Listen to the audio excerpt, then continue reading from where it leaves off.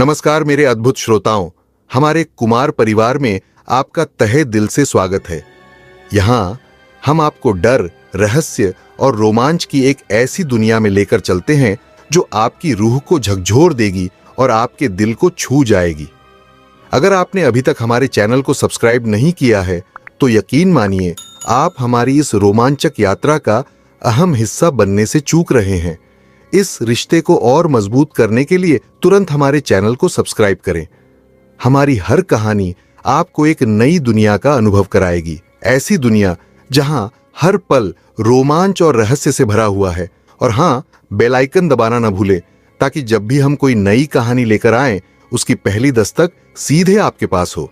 तो देर किस बात की, आइए इस रॉयल परिवार का हिस्सा बने और हमारे साथ इस अद्भुत सफर पर चले।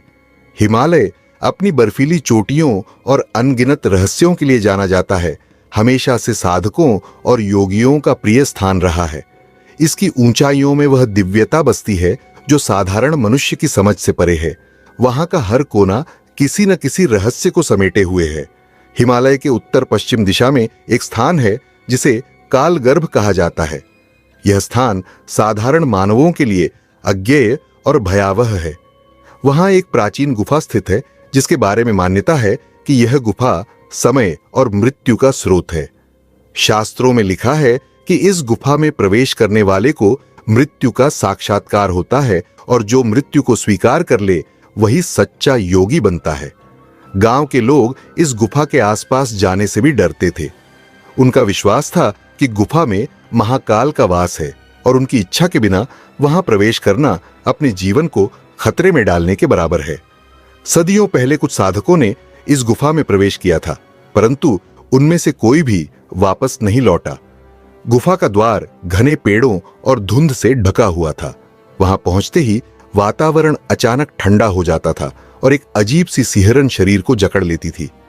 दूरस्थ हिमालयी आश्रम में गुरु विभास तपस्या में लीन थे।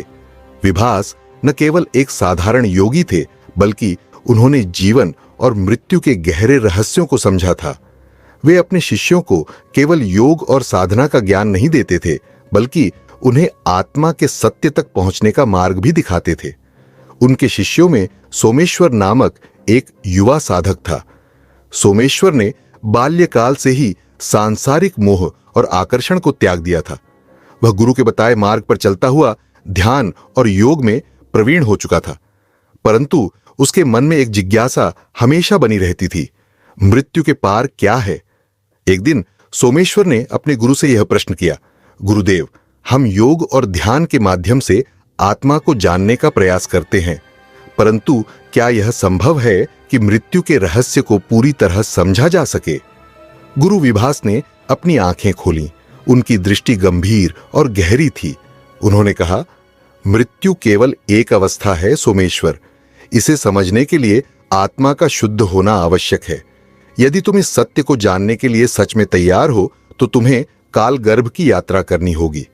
गुरु ने आगे कहा, कालगर्भ वह स्थान है जहां महाकाल का निवास है। यह गुफा किसी साधारण व्यक्ति के लिए नहीं है। यह केवल उन साधकों के लिए है जो मृत्यु को मित्र मान सके।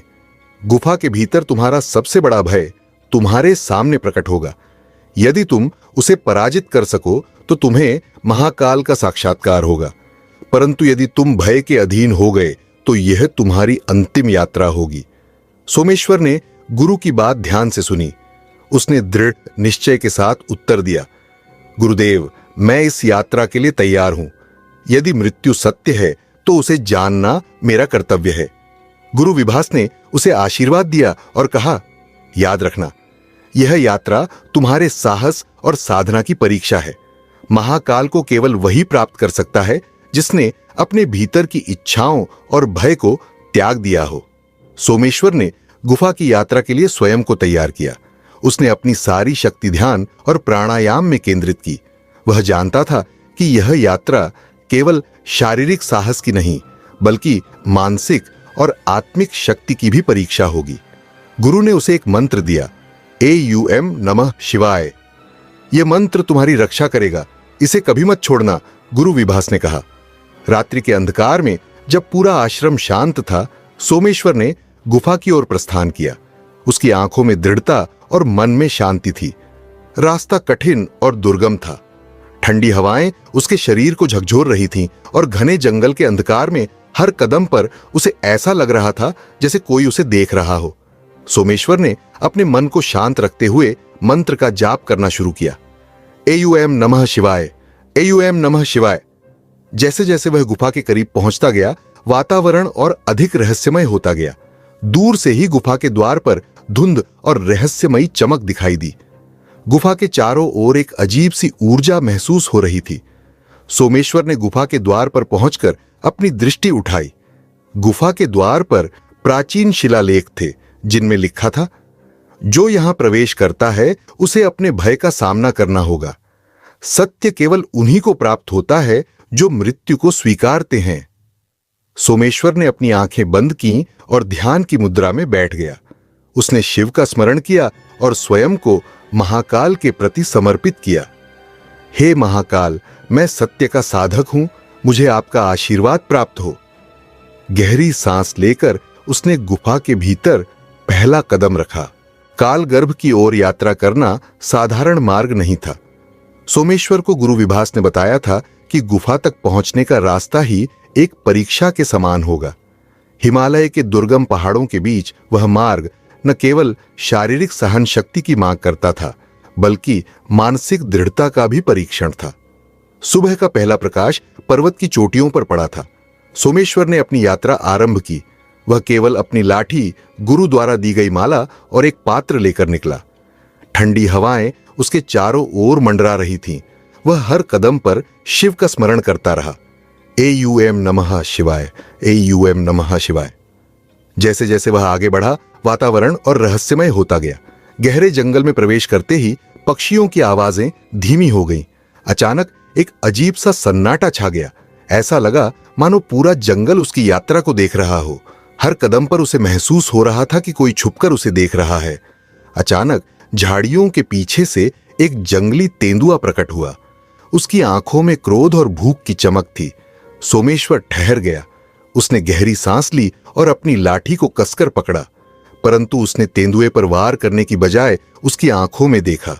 उसने भीतर से उठ रहे भय को शांत किया और शिव का स्मरण किया। कुछ क्षणों तक तेंदुआ उसे घूरता रहा और फिर गहरी गर्जना के साथ जंगल में गायब हो गया। सोमेश्वर ने महसूस किया कि यह केवल एक शुरुआत थी। उसे न केवल बाहरी बाधाओं से लड़ना था, बल्कि अपने भीतर के भय और कमजोरियों का भी सामना करना था। मार्ग में उबड़-खाबड़ चट्टानें, बर्फीले तूफान और अचानक गिरने वाले पत्थर उसके साहस को चुनौती दे रहे थे। एक क्षण ऐसा भी आया जब सोमेश्वर बर्फीले पानी से भरी एक नदी पार कर रहा था और उसका पैर फिसल गया। ठंडा पानी उसकी सांसें रोकने जैसा था, लेकिन उसने दृढ़ता से खुद को बचाया और नदी पार की। हर बाधा के बीच वह सोचता, क्या मैं इस यात्रा के लिए पर्याप्त योग्य हूं? क्या मैं मृत्यु का सामना कर पाऊंगा? फिर उसे अपने गुरु की बातें याद आती। मृत्यु केवल भय है और भय केवल भ्रम है। इसे समझ लो तो सत्य तक पहुंच सकते हो। अंततः कई घंटों की कठिन यात्रा के बाद सोमेश्वर गुफा के द्वार पर पहुंच गया। वह थका हुआ था, परंतु उसके भीतर एक अद्भुत शांति और दृढ़ता थी। कालगर्भ गुफा का प्रवेश द्वार अजीब और रहस्यमय था।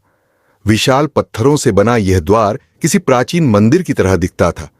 उसके चारों ओर शिलालेख थे जो संस्कृत में लिखे गए थे। उन शिलालेखों पर लिखा था, यह वह स्थान है जहां समय समाप्त होता है। जो सत्य का साधक है वही यहां प्रवेश करे, अन्यथा वापस लौट जाए।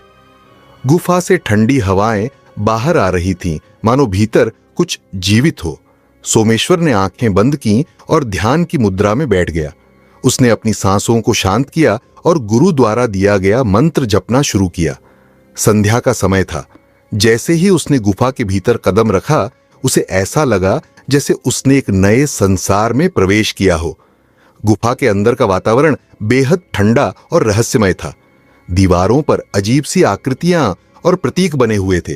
कभी कभी वह अपने कानों के पास धीमी फुसफुसाहटें सुनता, मानो कोई उससे बातें कर रहा हो।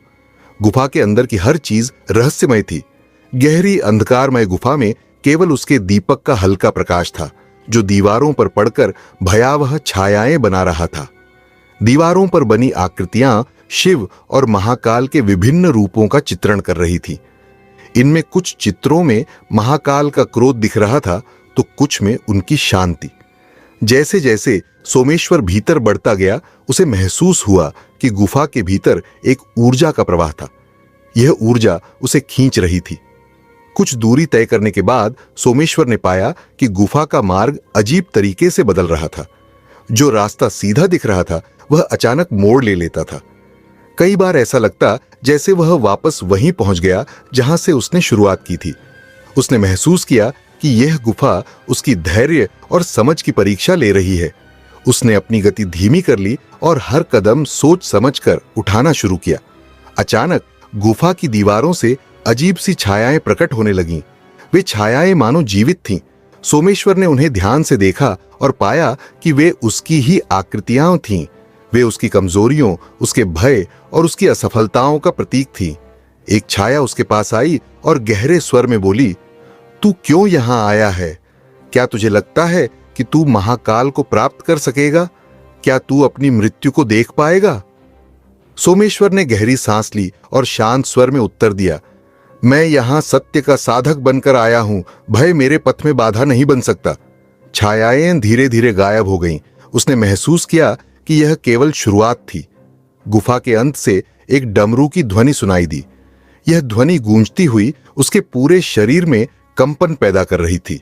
उसे पता था कि यह महाकाल के जागृत होने का संकेत है। गुफा के भीतर अंधकार और गहराई बढ़ती जा रही थी। सोमेश्वर ने दीपक की लौ को बचाने की कोशिश की, परंतु अचानक हवा का तेज झोंका आया और दीपक बुझ गया। वह अब पूरी तरह अंधेरे में था। अंधकार में उसने अपनी आंखें बंद की और अपने भीतर की रोशनी को महसूस करने का प्रयास किया।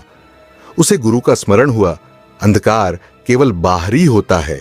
सत्य को जानने के लिए भीतर की रोशनी को पहचानो। सोमेश्वर ने एक गहरी सांस ली और मंत्र का जाप शुरू किया। ईयूएम नमः शिवाय, एयूएम नमः शिवाय। धीरे धीरे अंधकार में उसे एक हल्की ज्योति दिखाई देने लगी। वह जानता था कि यह महाकाल की पहली परीक्षा का आरंभ था। सोमेश्वर ने जैसे ही गुफा के गहरे अंधकार में प्रवेश किया, उसने महसूस किया कि वहां का वातावरण सामान्य नहीं था। हर ओर एक घनी चुप्पी थी जो उसके मन पर भारी पड़ रही थी। उसे ऐसा प्रतीत हो रहा था मानो वह किसी अन्य संसार में प्रवेश कर चुका हो। दीवारें ठंडी थीं और उन पर नुकीले पत्थरों की आकृतियां बनी हुई थीं। अचानक गुफा के भीतर हल्की सी रोशनी प्रकट हुई। यह रोशनी किसी प्राकृतिक स्रोत की नहीं थी, बल्कि स्वयं गुफा से उत्पन्न हो रही थी। सोमेश्वर ने देखा कि गुफा की दीवारों पर उकेरे गए प्रतीक चमकने लगे थे। प्रतीक ज्यादातर त्रिशूल, डमरू और सर्प के थे, जो शिव के विभिन्न रूपों का प्रतिनिधित्व करते थे। दीवारों पर एक शिलालेख उभरा जो संस्कृत में लिखा हुआ था, जो अपने भय को जानता है वही उसे समाप्त कर सकता है। सत्य केवल उसी का है जो अपने भ्रम को त्याग दे। सोमेश्वर कुछ कदम आगे बढ़ा। गुफा के भीतर एक बड़ा कक्ष था, जिसकी छत ऊंची और दीवारें चमकदार थीं। अचानक वहां एक घनी धुंध फैलने लगी। इस धुंध से अजीबोगरीब आकृतियां प्रकट होने लगी। ये आकृतियां मानव रूप में थीं, लेकिन उनके चेहरे विकृत और भयावह थे। उनमें से एक आकृति ने सोमेश्वर की ओर इशारा करते हुए कहा, तू क्यों यहां आया है? क्या तुझे नहीं पता कि यहां केवल मृत्यु ही है? सोमेश्वर के भीतर डर का एक झोंका उठा, लेकिन उसने अपने गुरु की दी हुई शिक्षा को याद किया। उसने आंखें बंद की और मंत्र जपने लगा, एयूएम नमः शिवाय, एयूएम नमः शिवाय। जब उसने आंखें खोलीं तो उन आकृतियों ने उसका घेराव कर लिया था। उनमें से प्रत्येक कुछ अलग रूप में उसके सामने प्रकट हो रही थी। एक आकृति ने उसका अतीत दिखाया, वह दृश्य जब उसने एक निर्णय के कारण अपने परिवार को कष्ट पहुंचाया था। दूसरी आकृति ने उसका भविष्य दिखाया, असफलताओं से भरा हुआ और निराशा का अंधकार। सोमेश्वर ने महसूस किया कि यह उसके अपने भय थे, जो उसकी आत्मा के गहरे हिस्से से बाहर आ रहे थे। आकृतियां लगातार बोल रही थीं, तू कमजोर है, तू असफल होगा, तू इस यात्रा को पूरा नहीं कर पाएगा। सोमेश्वर ने अपनी सांसों को नियंत्रित किया और भीतर की ऊर्जा को महसूस करने का प्रयास किया। उसने सोचा, ये सब भ्रम है, यह गुफा मेरी आत्मा के डर को प्रकट कर रही है। उसने जोर से कहा, मैं अपने अतीत और भविष्य को स्वीकार करता हूं। ये केवल मेरे अनुभव हैं, लेकिन मैं इनसे परे हूं। मैं सत्य का साधक हूं। जैसे ही उसने यह कहा, आकृतियां धीरे धीरे मिटने लगीं। गुफा का वातावरण फिर से शांत हो गया। सोमेश्वर ने महसूस किया कि यह पहली परीक्षा थी। गुफा ने उसे उसके भय से सामना कराया था। यह भय केवल उसका व्यक्तिगत था, लेकिन इसे पार करना आवश्यक था। जैसे ही वह आगे बढ़ा, उसने देखा कि गुफा की छत पर उकेरे गए प्रतीकों की चमक और तेज हो गई थी। यह प्रतीक मानो उसकी सफलता को दर्शा रहे थे। एक और शिलालेख उभरा, भ्रम को तोड़ने वाला ही सत्य को देख सकता है, भय केवल तुम्हारे मन का खेल है। सोमेश्वर ने गहरी सांस ली और आगे बढ़ने का निश्चय किया। वह जानता था कि यह केवल पहली परीक्षा थी और आगे और भी कठिन चुनौतियां उसकी प्रतीक्षा कर रही थीं। जैसे ही उसने गुफा के अगले हिस्से में कदम रखा, उसे लगा जैसे वहां समय स्थिर हो गया हो। न कोई ध्वनि थी, न कोई हलचल, केवल उसकी सांसों की आवाज गूंज रही थी। गुफा के अंदर से अचानक डमरू की तेज आवाज गूंजने लगी। यह आवाज इतनी शक्तिशाली थी कि सोमेश्वर का शरीर कांपने लगा। उसने महसूस किया कि यह महाकाल की चेतावनी थी। उसने अपनी चेतना को स्थिर किया और आगे बढ़ता रहा। कुछ कदमों के बाद उसने एक विशाल शिला देखी, जिस पर शिव का त्रिनेत्र उकेरा गया था। शिला के नीचे एक और संदेश लिखा था, सत्य का मार्ग भय से होकर गुजरता है। जो मृत्यु को गले लगाता है, वही जीवन को समझ सकता है। सोमेश्वर ने महसूस किया कि पहली परीक्षा का अंत हो चुका था।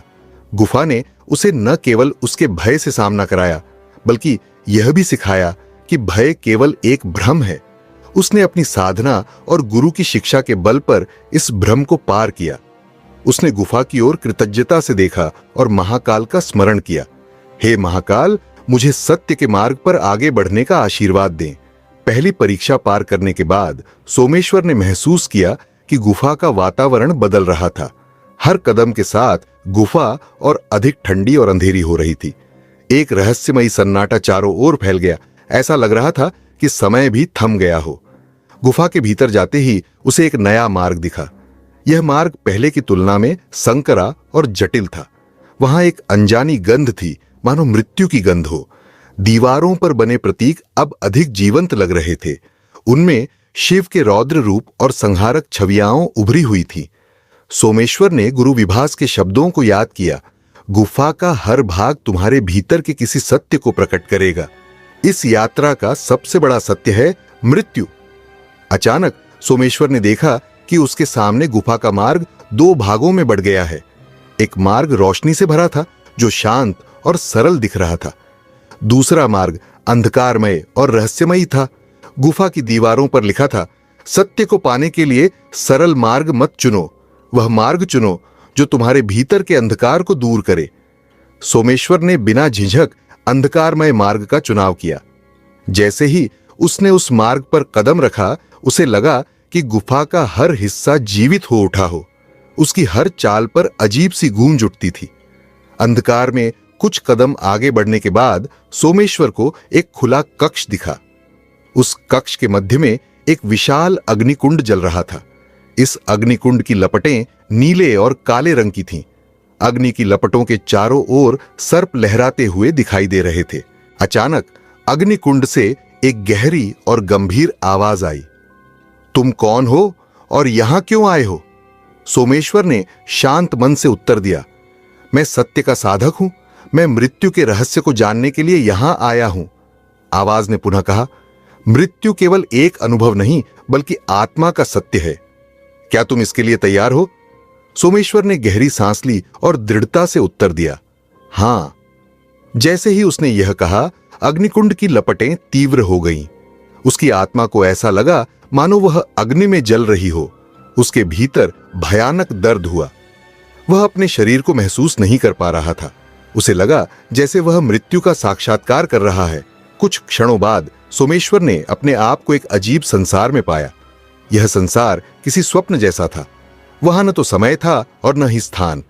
चारों ओर केवल शून्यता थी। इस शून्यता में उसने अपनी आत्मा को महसूस किया। अचानक उसके सामने उसकी ही छवि प्रकट हुई। यह छवि उसकी आत्मा का प्रतिबिंब थी। छवि ने उससे कहा, मृत्यु का अर्थ अंत नहीं है, यह केवल परिवर्तन है। तुम इस सत्य को समझो, तभी तुम आगे बढ़ सकते हो। सोमेश्वर ने अपने भीतर झांक कर देखा। उसने अपने हर उस डर, हर उस मोह और हर उस बंधन को देखा जो उसे पकड़कर रखे हुए थे। उसने समझा कि मृत्यु का वास्तविक अर्थ केवल इन बंधनों का टूटना है। जैसे ही उसने यह समझा, वह अचानक फिर से अपने शरीर में लौट आया। अग्निकुंड अब शांत था और उसकी लपटें बुझ चुकी थीं। गुफा का वातावरण अब हल्का लग रहा था। गुफा की दीवारों पर एक नया शिलालेख उभरा। मृत्यु केवल अंधकार नहीं, बल्कि प्रकाश का द्वार है। जो इसे स्वीकारता है वही अमृता को प्राप्त करता है। सोमेश्वर ने अपनी आंखें बंद की और महाकाल का स्मरण किया। उसने महसूस किया कि उसने मृत्यु को समझ लिया था। यह अनुभव उसे और भी अधिक आत्मिक रूप से जागृत कर चुका था। गुफा के भीतर अब एक नया मार्ग प्रकट हुआ। वह जानता था कि यह मार्ग उसकी तीसरी परीक्षा की ओर ले जाएगा। दूसरी परीक्षा पार करने के बाद सोमेश्वर गुफा में और गहराई में उतरने लगा। गुफा का वातावरण अब और अधिक स्थिर और शांत लग रहा था। हर कदम पर उसे ऐसा अनुभव हो रहा था कि वह न केवल स्थान बदल रहा है, बल्कि अपने भीतर भी गहराई में प्रवेश कर रहा है। थोड़ी ही दूरी पर उसने एक विशाल कक्ष देखा। इस कक्ष के मध्य में एक क्रिस्टल की तरह चमकती हुई शिला रखी थी। शिला के चारों ओर हल्की सी रोशनी फैल रही थी। यह रोशनी न केवल बाहरी थी, बल्कि सोमेश्वर के मन पर भी प्रभाव डाल रही थी। जैसे ही वह शिला के पास पहुंचा, गुफा के भीतर एक गंभीर और गहरी आवाज गूंज उठी। जो आत्मा के स्वरूप को नहीं जानता, वह सत्य को प्राप्त नहीं कर सकता। जो मोह में बंधा है, वह इस मार्ग पर आगे नहीं बढ़ सकता। अचानक गुफा का कक्ष पूरी तरह बदल गया। सोमेश्वर अब एक अलग स्थान पर खड़ा था। यह स्थान सुंदर और मोहक था। चारों ओर हरियाली, सुंदर फूल और पक्षियों की चहचहाहट थी। वहां एक नदी बह रही थी, जिसका पानी क्रिस्टल जैसा साफ और चमकदार था। जैसे ही सोमेश्वर ने इस स्थान का आनंद लेना शुरू किया, वहां अचानक उसका अतीत उसके सामने प्रकट होने लगा। उसने देखा कि उसका परिवार, उसके पुराने मित्र और वह जीवन जिसे उसने त्याग दिया था, उसकी ओर देख रहे थे। उसके पिता की आवाज गूंज उठी, बेटा, क्या यही सत्य है? क्या हमें छोड़कर जाने का यही परिणाम है? उसके परिवार की छवियां उसके चारों ओर घूमने लगीं। वे उसे वापस बुला रही थीं। उसकी मां ने कहा, हम तुम्हारे बिना अधूरे हैं। क्या यही तुम्हारी यात्रा का परिणाम है? सोमेश्वर का हृदय भारी हो गया। उसकी आंखों में आंसू आ गए। उसने सोचा, क्या मैंने अपने मोह और कर्तव्यों को त्याग कर सही किया? जैसे जैसे यह दृश्य गहराता गया, सोमेश्वर ने महसूस किया कि वह उलझने लगा है। उसने एक बार फिर अपने गुरु के शब्दों को याद किया, मोह आत्मा का सबसे बड़ा बंधन है। यह तुम्हें सत्य से दूर ले जाता है। उसने अपनी आंखें बंद की और अपने भीतर की शांति को खोजने का प्रयास किया। उसने खुद से कहा, यह सब मेरा अतीत है। यह केवल मेरा मन है जो मुझे बांधने का प्रयास कर रहा है। जैसे ही उसने यह सोचा, वह दृश्य बदल गया। अब उसके सामने वह इच्छाएं और वासनाएं प्रकट हुईं, जिन्हें उसने हमेशा अपने भीतर दबा रखा था। उसे धन, प्रसिद्धि और शक्ति का मोह दिखाया गया। उसने देखा कि वह एक राजा के रूप में सिंहासन पर बैठा हुआ है। उसके चारों ओर लोग उसकी प्रशंसा कर रहे हैं। परंतु उसी क्षण उसने महसूस किया कि यह सब केवल क्षणिक है। यह सब मोह और भ्रम है। उसने अपनी आत्मा से पूछा, सत्य क्या है? क्या यह सब मेरा उद्देश्य है? उसके भीतर से एक आवाज आई, तुम्हारा उद्देश्य इनसे परे है। जो तुम्हारा नहीं है, उसे त्याग दो। सोमेश्वर ने गहरी सांस ली और दृढ़ता से कहा, मैं अपने परिवार, अपने अतीत और अपनी इच्छाओं को स्वीकार करता हूं, लेकिन मैं इन्हें अपने ऊपर हावी नहीं होने दूंगा। ये सब केवल मेरा अनुभव है, परंतु मैं इनसे परे हूं। जैसे ही उसने यह कहा, मोह का वह दृश्य टूट गया। कक्ष फिर से वही बन गया जहां वह पहले था। शिला की रोशनी अब और अधिक तेज हो गई थी। गुफा की दीवारों पर एक नया शिलालेख उभरा। मोह को त्यागने वाला ही आत्मा के स्वरूप को जान सकता है। सत्य वही है जो शाश्वत है। सोमेश्वर ने महसूस किया कि उसकी आत्मा अब हल्की और मुक्त हो गई थी। उसने पहली बार अपनी आत्मा के वास्तविक स्वरूप को देखा। यह स्वरूप न तो किसी शरीर से बंधा था, न ही किसी मोह से। यह स्वरूप प्रकाश और शांति से बना था। उसने गुफा के भीतर एक और मार्ग देखा जो और गहराई में जाता था। यह मार्ग शायद अंतिम परीक्षा की ओर ले जा रहा था। सोमेश्वर ने महाकाल का स्मरण करते हुए कहा, हे महाकाल, मुझे मार्गदर्शन दें। मैंने अपने भीतर के मोह को त्याग दिया है। अब मैं सत्य की ओर अग्रसर हूं। सोमेश्वर ने तीसरी परीक्षा को पार किया और गुफा की गहरी कोठरी में आगे बढ़ने लगा। उसका मन अब शांति और जागरूकता से भरा हुआ था। उसने अपने भीतर के मोह को तोड़ दिया था और आत्मा के वास्तविक स्वरूप को महसूस किया था। लेकिन वह जानता था कि उसकी यात्रा का अंतिम उद्देश्य अभी बाकी था। गुफा के भीतर प्रवेश करते ही सोमेश्वर को एक अजीब सी हलचल का एहसास हुआ। अब वह जगह और भी गहरी और रहस्यमयी हो चुकी थी। हर कदम के साथ उसकी आत्मा एक नई ऊर्जा से भरी महसूस हो रही थी। जैसे ही उसने एक मोड़ लिया, उसकी आंखों के सामने एक विशाल कक्ष प्रकट हुआ। कक्ष के बीचों बीच एक भव्य सिंहासन पर महाकाल विराजमान थे। उनका रूप असाधारण था। उनका शरीर नीलिमा से लिपटा हुआ था। आंखों में अग्नि की लपटें जल रही थीं और उनके सिर पर गंगा की धारा बह रही थी। उनकी मस्तिष्क पर तीसरा नेत्र और हाथ में त्रिशूल था। उनका रूप सर्वशक्तिमान और भयावह था, लेकिन साथ ही उनके चेहरे पर एक असीम शांति और करुणा भी थी। महाकाल की उपस्थिति से कक्ष की वायु सघन हो गई। उनके आसपास की हर वस्तु एक चक्र के रूप में घूम रही थी। सोमेश्वर को महसूस हुआ कि वह एक अत्यंत महान और दिव्य सत्ता के सामने खड़ा है। महाकाल ने उसकी ओर देखा और कहा, तुमने समय, मृत्यु और मोह के परे जाकर अपने सत्य को जाना है। तुमने मेरे रूप के विभिन्न पहलुओं को समझा है। अब तुम क्या चाहते हो? सोमेश्वर ने शांति से उत्तर दिया, हे महाकाल, मैंने भय, मोह और मृत्यु का सामना किया है, लेकिन अब मैं सत्य को जानने के लिए यहां आया हूं। मुझे वह अंतिम सत्य चाहिए जो मैं अपना जीवन समर्पित कर सका हूं। महाकाल ने मुस्कुराते हुए कहा, तुमने हर परीक्षा को पार किया सोमेश्वर, लेकिन अंतिम सत्य तुम्हारे भीतर ही है। सत्य केवल बाहरी दृष्टि नहीं है, यह तुम्हारे भीतर के दृष्टिकोण का परिणाम है। महाकाल के शब्दों में गहरे अर्थ थे। सोमेश्वर ने अपने भीतर की शांति को महसूस किया। उसकी आत्मा अब एक तीव्र प्रकाश में डूब चुकी थी और उसे ऐसा प्रतीत हो रहा था कि वह स्वयं महाकाल का ही रूप हो गया है। महाकाल ने अपना त्रिशूल उठाया और एक तीव्र आभा से पूरी गुफा को आच्छादित कर दिया।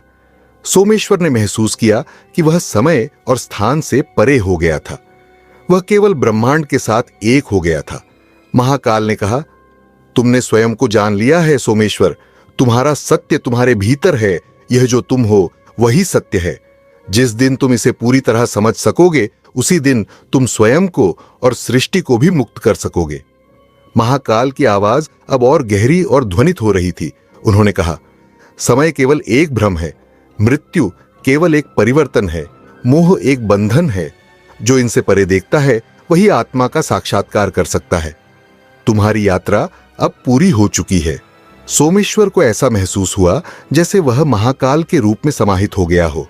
उसकी आंखों के सामने पूरी सृष्टि की दृश्यें घूमने लगीं। सृष्टि के निर्माण, पालन और संहार के चक्र। उसे हर वस्तु की अस्थिरता का आभास हुआ और साथ ही उसे शाश्वत सत्य का भी ज्ञान हुआ। हर वस्तु नश्वर है, परंतु आत्मा शाश्वत है। महाकाल ने कहा, तुमने अंतिम सत्य को जान लिया है। अब तुम मुक्त हो। अपनी आत्मा को विश्व के सत्य से जोड़ो और उसी से शांति प्राप्त करो। महाकाल ने सोमेश्वर को अपनी आंखों से आशीर्वाद दिया और अपने त्रिशूल से उसे अभिषेक किया। एक दिव्य ऊर्जा सोमेश्वर के शरीर में प्रवेश करने लगी। उसका शरीर हल्का और मुक्त हो गया, जैसे वह नश्वर नहीं रहा था। वह केवल शाश्वत आत्मा का अनुभव कर रहा था। महाकाल के शब्दों का प्रभाव उसे पूरी तरह से आत्मसात हो गया। अब वह एक पूर्ण रूप से जागरूक और मुक्त आत्मा बन चुका था। महाकाल ने अपनी आंखें बंद की और अपना रूप समेट लिया। गुफा की दीवारों पर एक अंतिम शिलालेख उभरा, जो भीतर देखता है वही ब्रह्मांड को देखता है। तुम वही हो जो तुम खोज रहे थे। महाकाल का रूप धीरे धीरे गुफा के मध्य से विलीन हो गया। सोमेश्वर को महसूस हुआ कि वह गुफा अब केवल एक भौतिक स्थान नहीं रहा था, बल्कि वह उसका अपना आंतरिक ब्रह्मांड बन गया था। यह सत्य का मार्ग था जो अब उसे संसार के सबसे महान ज्ञान की ओर ले जा रहा था। सोमेश्वर ने गुफा को एक अंतिम दृष्टि से देखा और अपने हृदय में महाकाल के उपदेश को स्थान दिया। वह जानता था कि उसकी यात्रा अब समाप्त हो चुकी थी, लेकिन वह सत्य का अनुभव हर क्षण हर स्थान पर कर सकता था।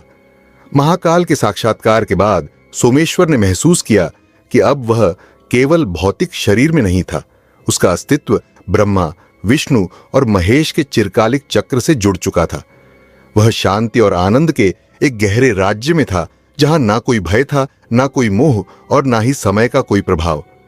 वह केवल परमात्मा का अंश था, अनंत और अजर।